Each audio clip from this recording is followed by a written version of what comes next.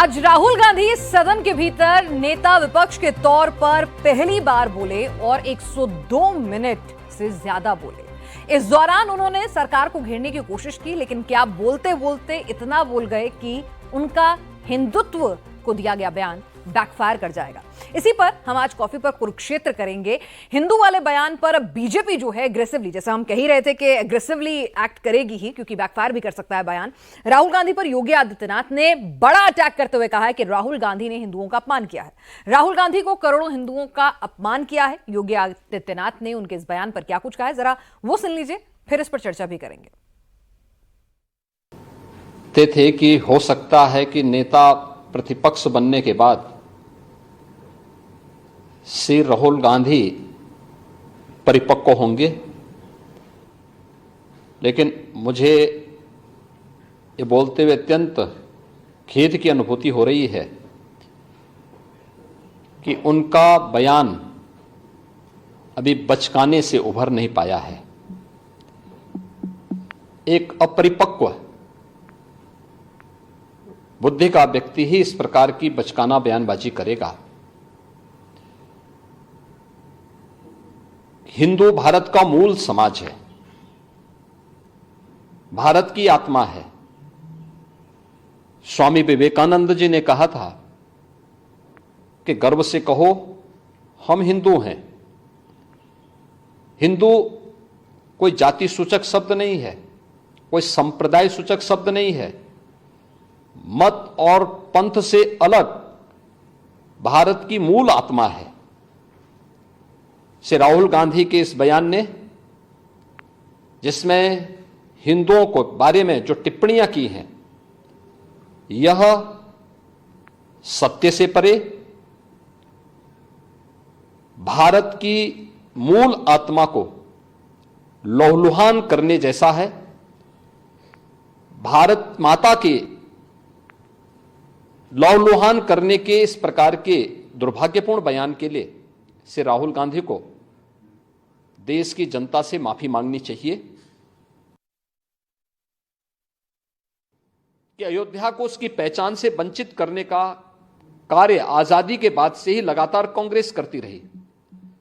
रामलला के मंदिर पर ताला लटकाने का काम किया था, हिंदुओं को पूजा करने से वंचित करने का काम कांग्रेस ने किया था। और आज जब अयोध्या अपने वैभव की पुनर्स्थापना के लिए फिर से पूरी दुनिया को अपनी ओर आकर्षित कर रही है, तो कांग्रेस कैसे इसको अच्छा मान सकती है। श्री राहुल गांधी का बयान झूठ का एक पुलंदा है। सच्चाई यह है, अयोध्या के अंदर 1733 करोड़ रुपए केवल मुआवजे के रूप में अयोध्या वासियों को प्रदेश सरकार ने उपलब्ध करवाए हैं। तो यहां पर अब जैसा कि उम्मीद थी कि राहुल गांधी का जो बयान है उन्हें भारी पड़ेगा। सदन के भीतर प्रधानमंत्री ने कहा कि यह गंभीर विषय है, और सदन के बाहर अब एक एक कर बीजेपी के नेता जो हैं वो किस तरह से राहुल को लपेटे में ले रहे हैं। और यहां तो योगी जी कह रहे हैं कि एक्सीडेंटल हिंदू जो है वो क्या समझें, मतलब छक्का मारना था, बाउंड्री पर कैच तो नहीं हो गए राहुल गांधी, मतलब तैयारी तो बिल्कुल वैसे ही करके आए थे। नहीं, अभी मैं कैच तो कतई नहीं कहूंगा, और कम से कम ठीक है, योगी जी तो वैसे भी मठ के महंत हैं, उत्तर प्रदेश के मुख्यमंत्री हैं, उनको ये जवाब देना ही था। लेकिन भारतीय जनता पार्टी के लिए आसान राह नहीं है। राहुल गांधी नेता प्रतिपक्ष के तौर पर आज उसी अंदाज में नजर आए जिस अंदाज में वो चुनाव में थे। उससे जरा सा भी, जिसको कहते हैं ना कि रत्ती तोला माशा भी बदले नहीं। और राहुल गांधी को ये वाली राजनीति, जिसको मैं कहता हूं अराजकतावादी राजनीति, लेकिन पॉलिटिक्स में सब चलता है, अगर जनता एक्सेप्ट कर रही तो हम आप क्या होते हैं कहने वाले। लेकिन वो अराजकतावादी राजनीति जो पे कर गई है, 52 से 99 पहुंच गए हैं। अयोध्या में समाजवादी पार्टी जीत गई है। भारतीय जनता पार्टी को ये सब मंथन करना चाहिए। उस जगह पर जाकर अगर राहुल गांधी उस पार्टी को जिसने राम मंदिर के लिए 4-4 सरकारें गंवा दी, उस पार्टी को जिसके काशी विश्वनाथ धाम बनाने के लिए जिसके ऊपर आरोप लगा रहे हिंदुओं का मंदिर तोड़ दिया, उस पार्टी को जिसने इस देश में जब भी सरकारें आई तो राम के इर्द गिर्द पूरा काम किया, वो प्रधानमंत्री बैठकर सुन रहा था, वो नेता जिसने आजाद भारत के इतिहास में पहली बार कोई नेता होगा जो राम मंदिर प्राण प्रतिष्ठा के लिए 11 दिनों का अनुष्ठान करता हो, वो प्रधानमंत्री जो भारत की हर भाषा में रामायण सुन रहा है, वो राहुल गांधी से सुन रहा है कि ना तुम हिंदू ठीक नहीं हो, नहीं, पर उन्होंने तुम इंटरवीन हिंसक किया, वाले हिंदू हो। पर उन्होंने इंटरवीन किया, तुरंत किया। नहीं, उनको करना ही था, उनको ये तो करना ही था, लेकिन मैं कह रहा हूं कि आसान राह नहीं है। और मैं इसीलिए कह रहा हूं जो राहुल गांधी का समर्थक वर्ग है उसके लिहाज से बड़ी शानदार स्पीच है, बहुत शानदार तरीके से वो आए हैं। और देखिए अपोजिशन की स्ट्रेंथ बड़ी है, और मैं पहले भी कह रहा था कि दो तरीका है, एक तरीका है कि वो वॉकआउट कर जाए, निकल जाए बाहर, तो क्या फायदा, आप चाहे 52 पे वॉकआउट कीजिए, 99 पे वॉकआउट कीजिए, कोई मतलब नहीं। लेकिन 234 की एक जो यूनाइटेड अपोजिशन की स्ट्रेंथ है, उस पर जब आप खड़े होकर अपने हिस्से की बात पूरी रखते हैं तो मुझे लगता है कि, और मैं ये मानता हूं लोकसभा अध्यक्ष के तौर पर कार्रवाई चलाते हुए बिरला जी आज थोड़ा सा कमजोर दिखे।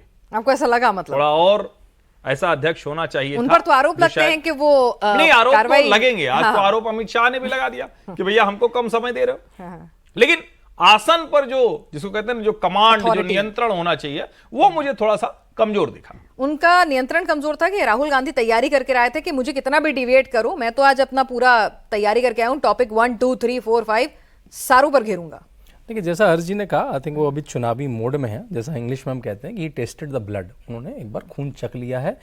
और ये राजनीति उनकी इस चुनाव की नहीं है, ये राजनीति उनकी पिछले 10 साल की राजनीति है। उन्होंने जब सुप्रीम कोर्ट ने SC/ST एक्ट को चेंज करा तो कर्नाटक की रैली में राहुल गांधी क्या कहते हैं, नरेंद्र मोदी ने SC/ST एक्ट चेंज कर दिया। वो उसके बाद बाल के कभी माफ़ी भी मांग लेते हैं। उन्होंने राफेल का झूठ चलाया, नहीं बिका। उन्होंने पेगासस का झूठ बुलाया, नहीं चला। लेकिन उनको लगता है कि इस बार जो चला कि संविधान बदल जाएगा। यहाँ तक कि उन्होंने SC/ST पे अमित शाह का झूठा वीडियो चला दिया। अब ये छिपकने लगा, अब ये बिकने लगा है और नंबर्स डोंट लाई। अब वो नंबर तो उनके आ गए। वो अलग बात है कि ये बार की जो बीजेपी परफॉर्मेंस है वो बीजेपी की टॉप 3 परफॉर्मेंसेस में है, और जो कांग्रेस की परफॉर्मेंस है वो कांग्रेस की वर्स्ट 3 परफॉर्मेंस में। लेकिन फिर भी अब वो नेता प्रतिपक्ष तो बन गए। तो ये जो झूठ की राजनीति है, उन्होंने बीच में कहा कि भाई आप हिंदुओं के ठेकेदार नहीं है, जब नरेंद्र मोदी ने कहा। लेकिन उससे पहले वो बोल चुके थे हिंदू हिंसा, उन्होंने वो बोला, बाद में करेक्ट किया उन्होंने कहा क्या, राहुल गांधी ने कहा, मैं वर्बेटिम कहूंगा, जो लोग अपने आप को हिंदू कहते हैं वो हिंसा में लिप्त होते हैं। अब इस पे एक प्रैक्टिसिंग हिंदू नरेंद्र मोदी जैसा इनके बारे में बताया अर्जी ने, वो सुन नहीं पाएगा। मैंने नहीं सुना कभी नरेंद्र मोदी ने 10 साल में किसी की स्पीच में भी इंटरवीन कराओ। वो खड़ के व्यथा से बोले कि भाई ये मैं नहीं सुन पाऊंगा, मैं हिंदू का ठेकेदार हूं, नहीं हूं, एक प्रैक्टिसिंग हिंदू। 23-23.5 करोड़ लोगों ने मुझे वोट करा है, 20 से 22 प्रदेशों में हमारी एनडीए की सरकार है, मैं नहीं सुन पाऊंगा उसको।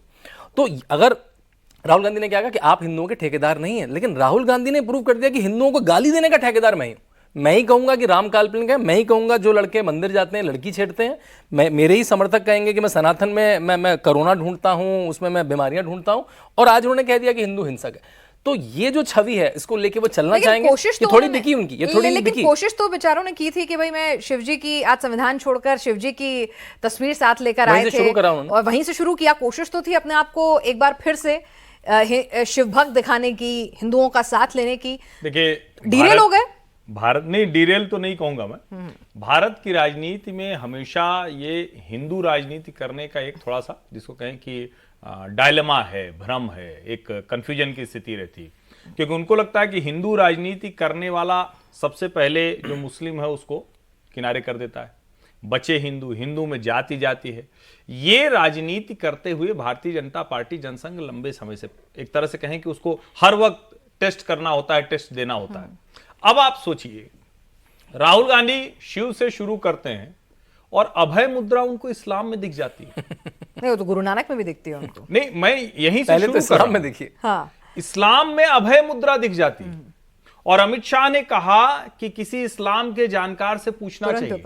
अब उसके आगे, और मैं तो कह रहा हूं, मैं जो कह रहा हूं जरा आप लोग इसको ध्यान से सुन लीजिए और इसके बाद खोजिए। वो कह रहे हैं, मुझे जो भाषण उनका ध्यान में आया, कि शिव जी के लेफ्ट में त्रिशूल होता है और इसलिए वो शांत है, इस्तेमाल नहीं करना है, हिंसा नहीं करते, इस्तेमाल नहीं करते।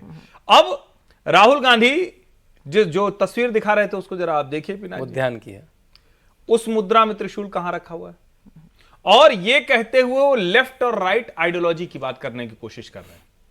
तो उनके समर्थक वर्ग को तो बहुत अच्छा लगने वाला है। ये कांग्रेस भी नहीं है, कांग्रेस भी कभी इस तरह से बात नहीं कर सकती। कांग्रेस के भीतर लेफ्ट राइट सेंटर सब हुआ करते थे, शुरू से हुआ करते थे, यहां तक कि जब गांधी परिवार की हो गई, नेहरू गांधी परिवार की, फिर भी हुआ करते थे। अब मैं ये मानता हूं कि ये नए सिरे से हिंदू राजनीति को परिभाषित करने जा रहा है। भारतीय जनता पार्टी और उनके वैचारिक अधिष्ठान राष्ट्रीय स्वयंसेवक संघ के लिए नए सिरे से समाज में जाने का वक्त है। और जिसको कहा जाता है ना, जैसे मेरा आज भी मानना है कि जिस अंदाज में, मखौल वाले अंदाज में, मजाक वाले अंदाज में अखिलेश यादव ने कह दिया अवधेश प्रसाद के लिए राजा अयोध्या है। अरे हमारे अवध में, हम तो अवध के ही हैं, हमारे यहाँ तो बस एक ही राजा रामचंद्र की जय, उसके अलावा तो कोई है नहीं। राजे रजवाड़े 50 हैं। ऐसे तो क्या नाम है उनका, जो अयोध्या के भी एक राजा रजवाड़ा परिवार है, लेकिन राजा अयोध्या तो सिर्फ रामचंद्र जी हैं। अब अगर अखिलेश ने अवधेश प्रसाद को सांसद चुने जाने पर राजा अयोध्या कह दिया तो आप जरा सोचिए। लेकिन भारतीय जनता पार्टी को जो प्रतिक्रिया देनी थी वो नहीं दे पाई। लेकिन आज आपने अवधेश जी का जिक्र किया, तो आज राहुल गांधी अयोध्या भले खुद ना गए हों, खुद राम मंदिर के दर्शन ना किए हों, लेकिन आज अवधेश जी उनको बहुत पसंद आ रहे थे और खूब जमकर उन्होंने उनकी तारीफ की, प्यार लुटाया उन पर। अखिलेश जी आज नहीं थे सदन में। सॉरी, मैं राहुल जी कह रही हूँ। नहीं, मैं कह रहा हूँ कि अखिलेश जी शायद सदन में थे नहीं, क्योंकि वो उनके अवधेश जी ये भी कमाल की बात है। हाँ। आज इतने महत्वपूर्ण दिन, जिस दिन राहुल गांधी थे, तो यूपी के 2 लड़के कहे जाते हैं, पता नहीं क्यों अखिलेश जी नहीं थे।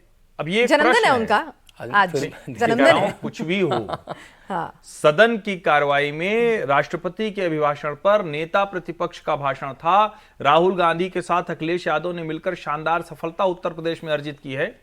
उस दिन दोनों को साथ दिखना चाहिए था। अवधेश जी तो पहली कतार में बैठ गए हैं, लेकिन अखिलेश यादव आज क्यों नहीं थे, मेरे मन में प्रश्न है। और यहां यह प्रश्न बड़ा होता है, कहीं ऐसा तो नहीं है कि अखिलेश जी को अब आगे की चिंता सताने लगी? नहीं, बिल्कुल ठीक कह रहे हैं। अच्छा। आज उनका जन्मदिन है और मैं सोशल मीडिया आपको अनगिनत पोस्टर दिखा दूंगा जो कह रहा है, समाजवादी पार्टी के पोस्टर, भावी प्रधानमंत्री अखिलेश यादव को जन्मदिन की बधाई। अच्छा। अब वो दिखेंगे जिस सदन में राहुल गांधी को बोलने का इतना समय मिल रहा है, जिस पे तालियां बज रही हैं, उसमें मैं बैठ के ताली बजाऊं क्या राहुल गांधी पे, या फिर मैं अपने आप को अपने जन्मदिन पे दिखाऊं मेरा कितना बड़ा साम्राज्य उत्तर प्रदेश में? तो मेरे ख्याल से ये प्रतिस्पर्धा है। और ये प्रतिस्पर्धा हमें दिखी जब इमरजेंसी पे जब आया तो डीएमके नहीं खड़ी हुई, टीएमसी नहीं खड़ी, लेकिन समाजवादी पार्टी के बगल में बैठ के नहीं खड़ी हुई। करीबन 90 सांसदों की पार्टी नहीं खड़ी हुई। तो अभी अंदर का कंपटीशन होगा। वो देखिए, टीएमसी तो लगी रहती है। टीएमसी ने जब आपने वोट डिवीजन नहीं लिया स्पीकर में, तो अभिषेक बनर्जी ने बाहर आते कहा हमने तो वोट डिवीजन मांगा था। जयराम रमेश 5 मिनट कहते हैं हमने वोट डिवीजन नहीं मांगा था। तो राहुल गांधी देखिए, टी शर्ट पहन ले, क्रिस्पी कुर्ता पहन ले, वो अलग बात है, लेकिन वो सबको साथ लेके चल पाएंगे क्या? जो उनका 230 240 का नंबर है, जिसका वो दम भर रहे हैं, वो है भी क्या? इसीलिए शायद वो वोट डिवीजन नहीं ले रहे हैं, क्योंकि जिस दिन वोट डिवीजन लेंगे वो डिजिटल में आ जाएगा, वो डिजिटल में पता चल जाएगा, अंदर क्या चल रहा है। वो फिगर 4 जून की फिगर से बड़ी दिखेगी। भाई आपके साथ 230 हैं कि 180 हैं कि 170 हैं आपके साथ, कितने लोग हैं आपके साथ? मुझे लगता है कि राहुल गांधी का आज जो भाषण था, जो नेता प्रतिपक्ष के तौर पर बोल रहे थे, अब उसकी बहुत सी अलग अलग समीक्षा होगी, मीमांसा होगी, लेकिन सरकार को जनता से जुड़े मुद्दों पर काउंटर करने का तरीका खोजना होगा। विपक्ष नहीं बन सकते, लेकिन उस आक्रामकता का जवाब आक्रामकता से देना पड़ेगा। पब्लिक से रिलेट करने वाले मुद्दों पर सरकार से इतर कैसे बात की जाती है, जिसको हम बार बार कहते हैं, समाज में कितना जा पाते हैं, आउटरीच करना होगा कहीं ना कहीं। और जब समाज हम कहते हैं तो क्या आता है? संगठन भाजपा का कहां है? ऑर्गेनाइजेशनल स्ट्रेंथ जो सच असली पावर हुआ करती थी बीजेपी की, वो मिसिंग दिख रही है। मैं कई बार कहता हूं कि सरकार और संगठन का भेद होना चाहिए। सरकार है तो संगठन उसी को आगे बढ़ाता है, लेकिन संगठन की अपनी ताकत होनी चाहिए। भारतीय जनता पार्टी क्या संगठन पूरी तरह से सरकार में विलीन हो गया है?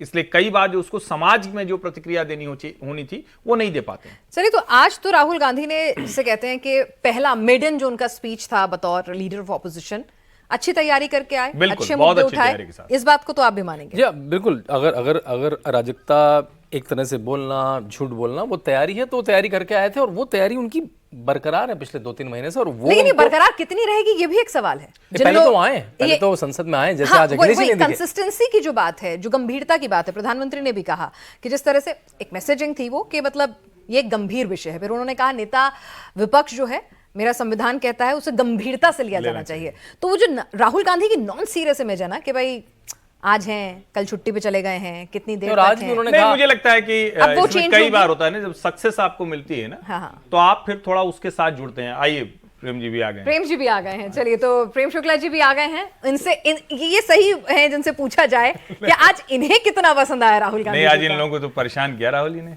हाँ, परेशान किया सरकार को खड़े होकर जवाब देना पड़ा। हमसे अधिक परेशान जो है कांग्रेस के लोग हुए होंगे क्यों भाई? जो खुद को हिंदू मानते हैं। अच्छा अच्छा। सारे हिंदू जो हैं हाँ। वो हिंसक हैं, या कह कौन रहा है?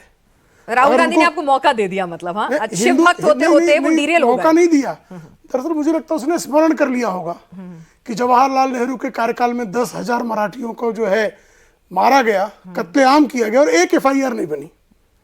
श्रीमती इंदिरा गांधी के कार्यकाल में गोपाष्टमी के दिन गौ भक्तों का नरसंहार किया गया और कोई कार्रवाई नहीं हुई। आपातकाल में जो हुआ सब जानते ही हैं। और श्रीमती इंदिरा गांधी के देहावसान के बाद जिस तरह से 10,000 सिखों का नरसंहार किया गया, 3,500 से किसी दिल्ली शहर में मारे गए और सिर्फ 3 FIR दर्ज की गई थी। तो लगता है कि चूंकि आजकल स्वयं को हिंदू मान रहे हैं वो, क्योंकि श्रीमती इंदिरा गांधी फिरोज गांधी से विवाह के बाद भी हिंदू उनकी दृष्टि में हैं, और चूंकि जो है वो राजीव गांधी, हालांकि वो फिरोज के पुत्र हैं लेकिन अपने पिता को याद नहीं करते थे, इसलिए लगता है कि राजीव गांधी को भी वो हिंदू मान रहे हैं और स्वयं को भी हिंदू मान रहे हैं। दत्तात्रेय गोत्र का आजकल वो तो बीच में जने उन्हें भी पहन के कोर्ट पे टहल रहे थे। वो तो शिव भक्त भी बता रहे थे, आज अपने आप को बता रहे थे कि वो शिवजी से उन्हें प्रेरणा मिलती है, किसी से डरना नहीं और है। क्या? और सच्चा हिंदू कैसा वो उन्होंने वो शिव भी जी से इतनी समझाया। जबरदस्त प्रेरणा मिलती है कि जितने त्रिशूलधारी थे उन सारे त्रिशूलधारियों को सब आतंकवादी कहते थे, इतनी प्रेरणा है उनको।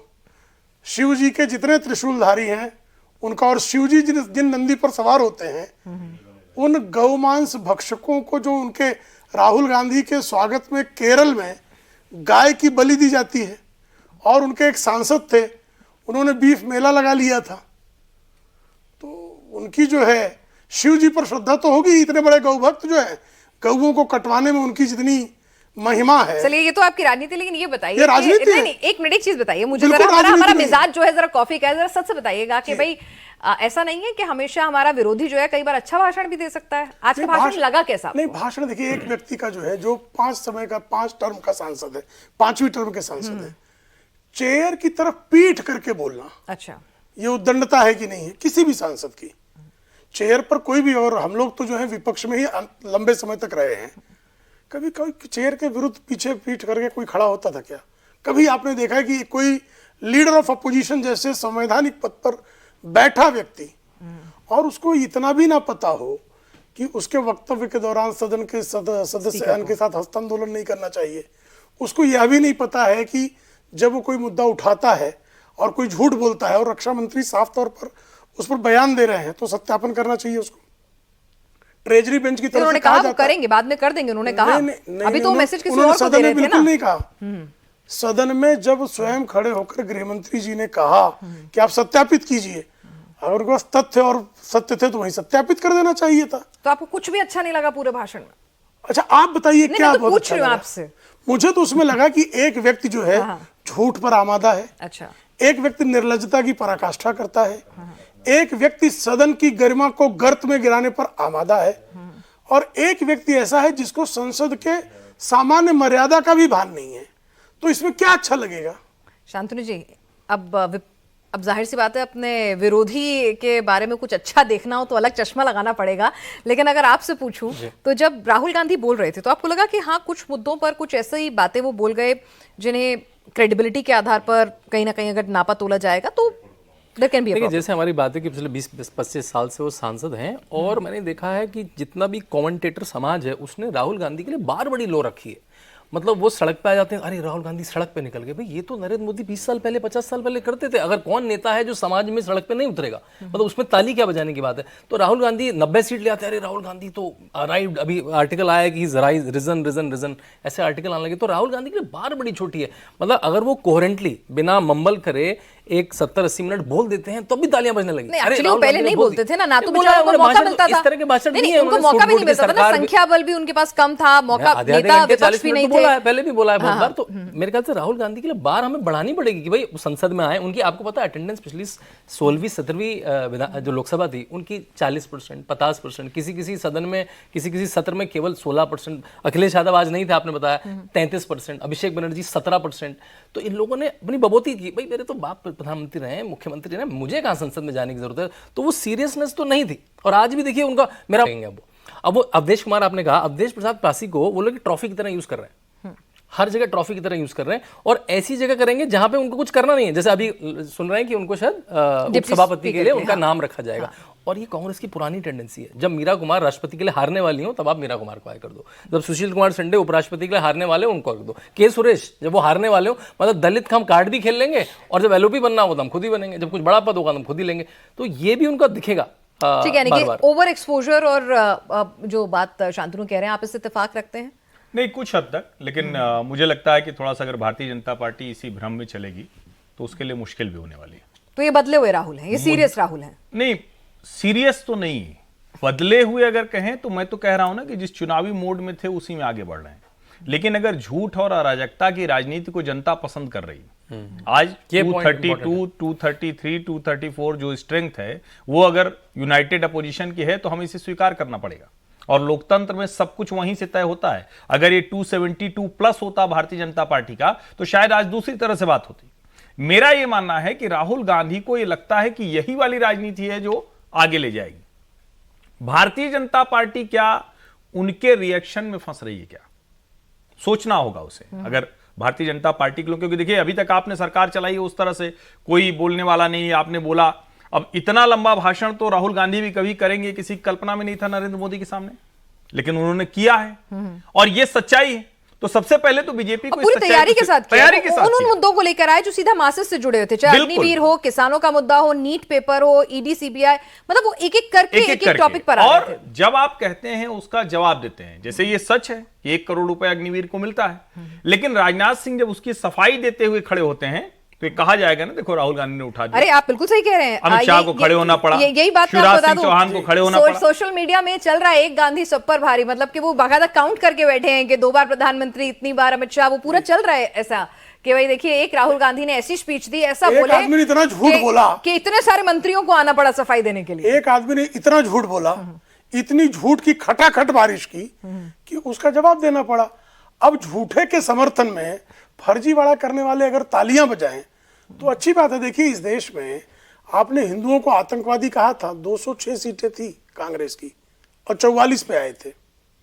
अब सारे हिंदुओं को आप हिंसक कह रहे हैं, सारे हिंदुओं को गाली दे रहे हैं। बाद में उन्होंने दुरुस्त भी किया अपने आप को, उन्होंने कहा कि दुरुस्त किया, उन्होंने क्षमा मांगना चाहिए। उन्होंने कहा कि उन्होंने हिंदुओं से क्षमा मांगनी चाहिए। अच्छा, उन्होंने कहना चाहिए कि मुझसे गलती हुई, मैंने गलत बयानी की। उनको गलत बयानी पे कब, आज तक राहुल गांधी ने हिंदू मंदिर जाते हैं लड़कियां छेड़ते हैं कब माफी मांगी? हिंदू आतंकवादी है कब माफी मांगी? तालिबान और अलकायदा से अधिक हिंदू उग्रवादियों से खतरा है। आईसिस बोको हरम, उससे अधिक हिंदुओं से खतरा है। हिंदू तो आईसिस बोको हरम जैसा है, कब माफी मांगी? आप हिंदुओं को जब आपको अवसर मिलेगा, यानी आप जो हैं श्रीमान राहुल गांधी के लिए करतल ध्वनि बजाने वाले जो चीयर लीडर्स हैं, वो इस फैक्ट को कृपा करके समझ लें कि 1999 से लेकर 2024 तक श्रीमती सोनिया गांधी के नेतृत्व से लेकर आज दिन तक कांग्रेस की कुल सीटों की संख्या है 660 और श्रीमान नरेंद्र मोदी के नेतृत्व में 14, 19, 24 सीटों की संख्या 825। यानी राहुल गांधी एक बार और फिर चुनाव लड़ ले तब भी संभव नहीं कि उस बार को क्रॉस कर दे। लेकिन सदन में 272 ही चाहिए होंगी। एक पॉइंट मेरे को यहाँ पर बातचीत में निकल कर आया कि क्या जरूरत पड़ गई, राहुल गांधी तो संविधान लेकर चलते थे, आरक्षण की बात करते हुए चलते थे, क्या जरूरत पड़ गई कि आज संविधान तो उन्हें पीछे बैठे व्यक्ति से मांगना पड़ा, अपने दूसरे सांसद से, और आज हाथ में शिवजी की मूर्त आ गई, शिवजी का तस्वीर आ गई? मतलब क्या हुआ कि हिंदुत्व पर क्यों, किस लिए आना पड़ा उन्हें? मुझे लगता है कि एक तो स्क्रिप्ट आज, और एक तरह से कहें कि अब उनके हाथ में जो है वो शायद उनको अयोध्या, और मैं फिर से कह रहा हूं, और प्रेम जी कह रहे हैं, लेकिन मेरा तो सवाल उठता है कि अगर राहुल गांधी इस तरह की बातें कहते, उन्होंने आज थोड़ी नहीं कहा था कि आईएस और बोको हराम हिंदुत्व एक जैसा है, उन्होंने आज नहीं कहा असली नकली हिंदू। अगर उसका जवाब नहीं दे पा रही है भारतीय जनता पार्टी और उसकी प्रतिक्रिया में जाना पड़ रहा है, तो यह भारतीय जनता पार्टी के लिए सोचने का विषय है। क्योंकि समाज में, सोसाइटी में तो वो ज्यादा रहते हैं, तो क्या समाज में आप बताने कहीं चूक गए, या जो लोग आपके साथ लंबे समय से खड़े थे उन लोगों को लगता है कि ठीक है भाई ये अपना काम कर रहे हैं, बहुत बड़े हो गए हैं, अब इस तरह की चीजें इनके लिए बहुत नहीं रहती। यहां मसला राहुल गांधी का है ही नहीं है, मसला वैचारिक अधिष्ठान पर कितने खड़े हो पा रहे हैं, कितना सोसाइटी में जा रहे हैं। और मैं फिर कह रहा हूं, प्रतिक्रिया जो देता है वो हमेशा राजनीति में पिछड़ता है। आप चाहे जो भी सफाई दे लें, अगर कहा गया और यानी झूठ और सच, अब पूरी बीजेपी, पूरे तमाम सीएम, तमाम मंत्री, तमाम वरिष्ठ नेता जो है राहुल गांधी को उनके बयान पर, जिसे बाद में उन्होंने वो कह रहे हैं कि दुरुस्त किया या उनका ये मतलब नहीं था, ठीक है, उन्होंने एक बोला जो भैया, गलत आप था। सोचिए ना, जिस कांग्रेस पार्टी ने कभी एमएसपी की कोई बात नहीं की, कहीं कोई वो आज कह रही है कि एमएसपी पे नहीं दिया। एमएसपी तो मिल ही रही है, फिर वो कहते हैं लीगल गारंटी दो। सब जानते हैं कि यह संभव है। कल को राहुल गांधी कह सकते हैं कि 1 लाख रुपया हम सबके खाते में डालेंगे, मोदी सरकार नहीं दे रही। इसका काउंटर आप क्यों नहीं कर पा रहे? ये भारतीय जनता पार्टी को सोचना पड़ेगा। देखिए, अब गाली की क्रिया की तो प्रतिक्रिया ही दी जा सकती है, वो गाली दे, नहीं, वो तो हम भी गाली देने लगे वाला पिछड़ जाएगा, और जो आपको नुकसान हुआ है वो इसीलिए हुआ है इस बार के चुनाव देखो, वो गालियां दे रहे हैं, तो गाली देने वाली क्रिया पे आप गाली क्यों दे रहे हैं यही कहा जा सकता है। आप गालियां ना दें यही कहा जा सकता है। गाली के बदले हम तो गाली देंगे नहीं। वो अभद्र हैं, वो अशिष्ट हैं, वो हिंसक हैं, तो हम हो जाएं ऐसा आवश्यक नहीं है। लेकिन उनका चेहरा जो है वो बेनकाब करने का हम समय समय पर काम करते हैं।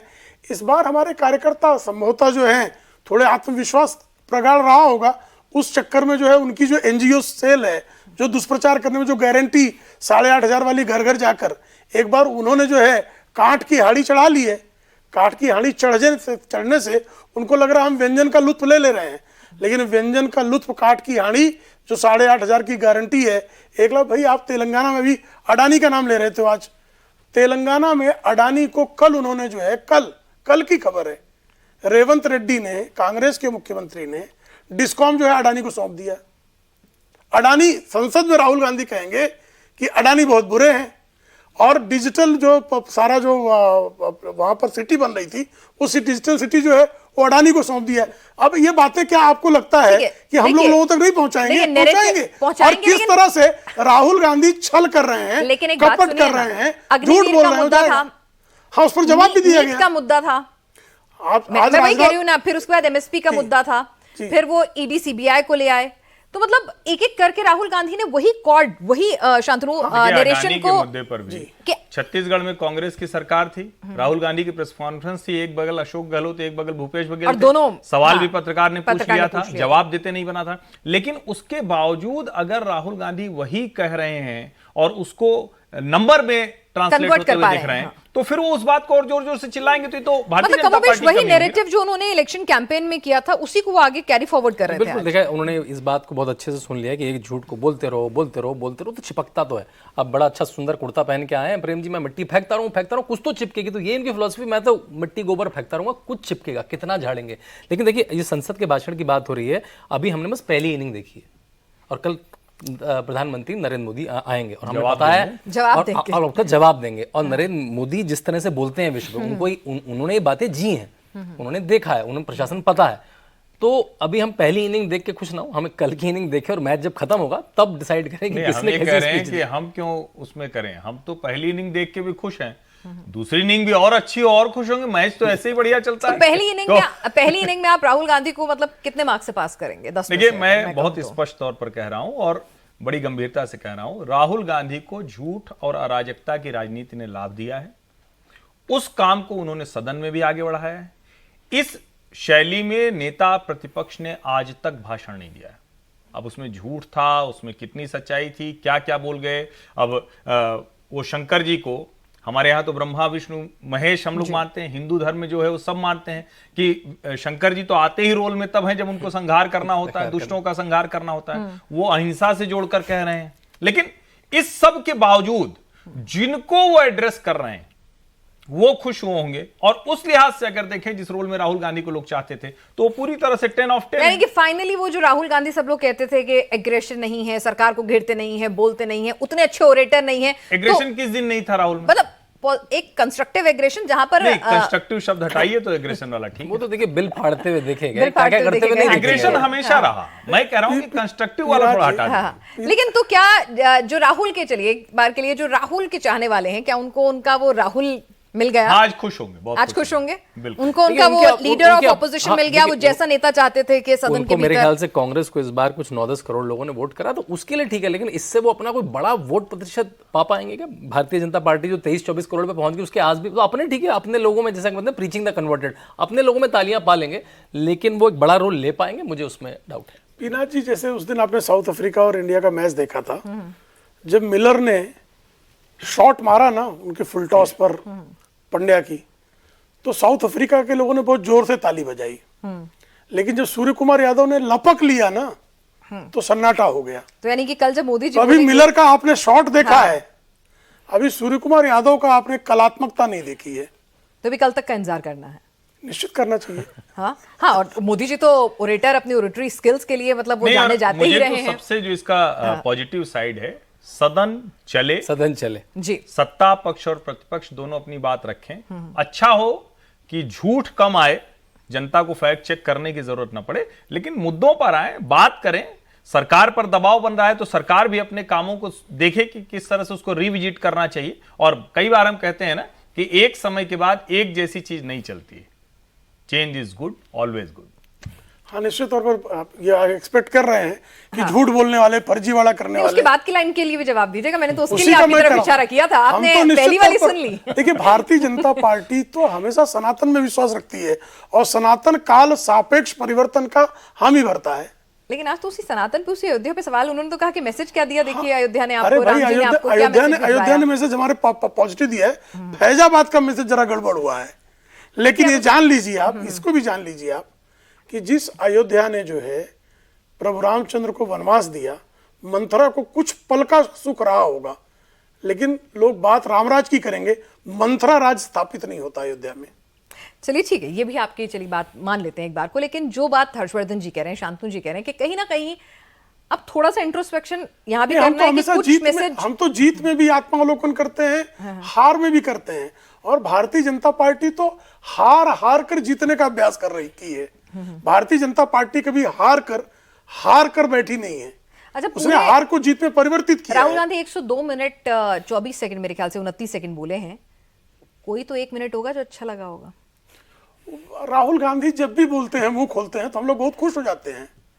अब वो पुराने वाले राहुल रहे हैं, जब हाँ, वो वही, मुंह खोलते तो उससे- बीजेपी का फायदा कराते मैं थे। कह रहा हूं उससे अधिक अब जो कहा जाता था ना कि कह दे जब तक राहुल पीएम सारे फेस है, हिंदुओं तब को- तक बीजेपी के लिए फायदा जो है। सारे हिंदुओं को हिंसक कह दे, हाँ हाँ, जो ऐसा झूठ बोल जैसे सत्यापित करने में परेशान हो जाए, जिसकी ये दशा है कि उसको संसदीय परंपरा का अज्ञान अपने कंडक्ट से प्रदर्शित करे, तो वो हमारे लिए तो एसेट है। वो अभी भी। राहुल गांधी हमेशा एसेट है। चलिए हर्षवर्धन जी, बदले हुए राहुल और एक गांधी चीज क्या ध्यान बीजेपी दीजिएगा, के लिए आज भी वो पुराने जमाने 10 वाले सेकंड और 10 एसेट सेकंड हैं? पीनाथ जी, देखिए इस लोकसभा की 2 बार की परंपरा रही है।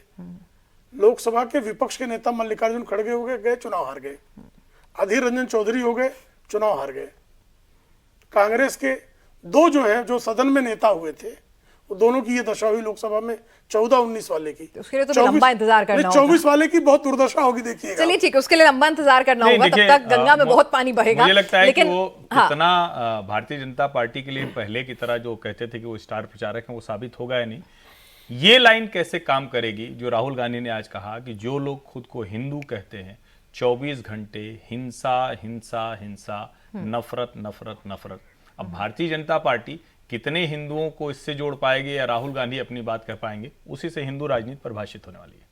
और बीजेपी ये मौका बिल्कुल नहीं छोड़ने वाली है। अब जिस तरह से योगी आदित्यनाथ जी ने कह दिया कि एक्सीडेंटल हिंदू और वो तमाम, मेरे ख्याल से बीजेपी नहीं, भारत का हर सनातनी, हर हिंदू, भारत का हर वासी ये अपॉर्चुनिटी नहीं छोड़ेगा। और अब ये बिल्कुल मुखर रूप से दिख जाएगा, क्योंकि पार्लियामेंट में बोला गया, पहले उन्होंने चुनावी रैलियों में कहा है, अब उन्होंने अपनी जो हिंदू हेट्रेड है वो संसद तक ले आए, वो मेरे ख्याल से पहली बार। हालांकि जो उनका बाद में उन्होंने तुरंत, जब मोदी जी ने कहा कि ये गंभीर बात है, तो उसके बाद उन्होंने तुरंत कहा कि मैं मतलब आपको कह रहा, मतलब बीजेपी को कह रहा नहीं, लेकिन था। ये उसके तो बाद उन्होंने देखिए, ये तो तो नहीं, ये क्लैरिफिकेशन क्या ये जनता समझेगी या फिर नहीं? मुद्दा तो बन गया है। देखिए, ये मुझे लगता है कि Damage is being done. Bharatiya Janata party इसको कैसे लेकर जाती है उस पर निर्भर करेगा, क्योंकि बात तो उन्होंने जो कही थी वो उसी हिंदू पहचान की थी। क्योंकि नफरत, उनका शब्द हिंसा, है हिंसा। कि जो लोग खुद को हिंदू कहते हैं, अब जो वो भी सारा खुद को दिन हिंदू हिंसा। कहता है, कोई भाजपा वाले थोड़ी ना कहते हैं, या संघ वाले थोड़ी ना कहते हैं, या कोई नरेंद्र मोदी के लोग थोड़ी ना कहते हैं। मुझे लगता है कि ये किस तरह से जाएगा उसी से तय होने वाला है। और आप लोग तो उसको जो लग रहा है एक के बाद एक जेपी नड्डा, योगी आदित्यनाथ, सबके जो बयान आने शुरू हो गए हैं, तो लगता है कि मुद्दा तो दूर तक जाएगा अभी। देखिए, वो हिंदुओं को गाली देने के बाद उसमें रफू करने का कितनी भी कोशिश कर लें, उनके दिल में हिंदुओं के प्रति कितनी नफरत है, कितना जहर है, वो उन्होंने उगलने का काम किया है। और हिंदू इस बात को जानता है कि जिन्होंने हिंदुओं को आतंकवादी कहा, जिन्होंने भगवा को आतंकवादी कहा, जिन्होंने मंदिर जाने वालों को कहा कि लड़कियां छेड़ने वाले हैं, जो बारंबार हिंदुओं को कलंकित करने का कोई अवसर नहीं छोड़ते, वो एक बार फिर उनको जैसे ही 99 पे आए हैं, फिर हिंदुओं को गाली देना उन्होंने शुरू कर दिया है। लेकिन आप ये बताइए शांतनु जी कि यहाँ से राहुल गांधी, मतलब आज ये समझ में नहीं आया कि ठीक है आपने बाकी जो सारे टॉपिक्स उठाए थे वो समझ में आ रहा था कि आपने अयोध्या क्यों उठाया, आपने अग्निवीर उठाया, नीट उठाया, लेकिन ये जो शिवजी और हिंदू, उसकी क्या जरूरत पड़ गई थी? क्योंकि वो जानते हैं कि उनका एक सेट वोट बैंक है, वो उस टेरिटरी में घुसे ही क्यों थे? देखिए 2024 में जब इनको बहुत बुरी हार हुई तो इनकी एक कमेटी बनी कांग्रेस की, और उस कमेटी ने 2014 में 2014 में जब हारे तो एक कमेटी बनी, उस कमेटी ने कहा कि हमें अपनी जो एंटी हिंदू छवि है उसको हटाना होगा। तब से ये मंदिर रन, जनेऊ पहनना, धोतियों में बैठना, नमाज के पोज में जाके पूजा करना, वो सब करा उन्होंने शुरू। कुछ चल पाया नहीं चल पाया।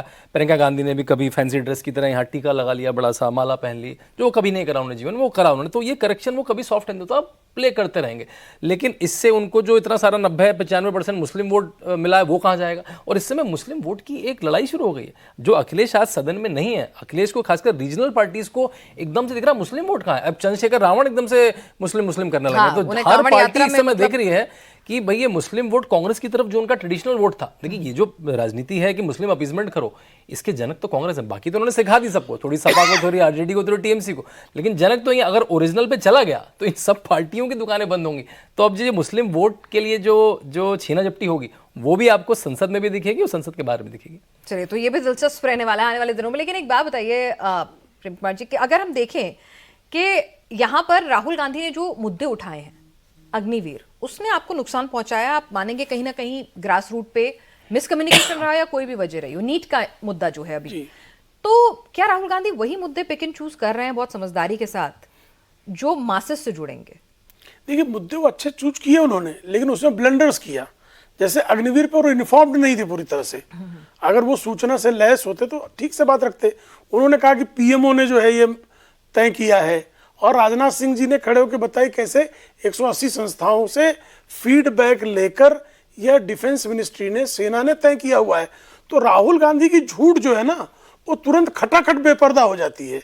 और उनकी झूठ का बारंबार बेपर्दा होना, मुद्दे तो चूज कर रहे हैं वो, लेकिन उस मुद्दे कितने खोखले हैं यह भी, जब वो अब तक क्या था, वो कह के भाग जा रहे थे, पत्थर मारते थे, भाग जाते थे। अब जैसे संसद में उन्होंने हंगामा करके निकल जा रहे थे, अब संसद में उन्होंने बात की है तो उसका जवाब आएगा, बेनकाब होंगे। तो अब अगर वो संसदीय प्रक्रिया में ईमानदारी से हिस्सा लेंगे तो उनकी बेईमानियां बेनकाब हो जाएंगी। चलिए, तो देखना होगा कि राहुल गांधी जो हैं इस संसदीय प्रक्रिया में नेता विपक्ष की भूमिका में आज जो उनका अंदाज था वो आगे भी कितना अग्रेसिव और कितना कंस्ट्रक्टिव जो है वो बना रहता है, उनकी अटेंडेंस कितनी इंप्रूव होती हैं, और क्या कुछ मोदी जी इसका जवाब देंगे, देखना दिलचस्प रहेगा। आप सभी आज कॉफी पर कुरुक्षेत्र में शामिल हुए, आपका बहुत बहुत शुक्रिया, और कल फिर मिलेंगे एक नए मुद्दे के साथ।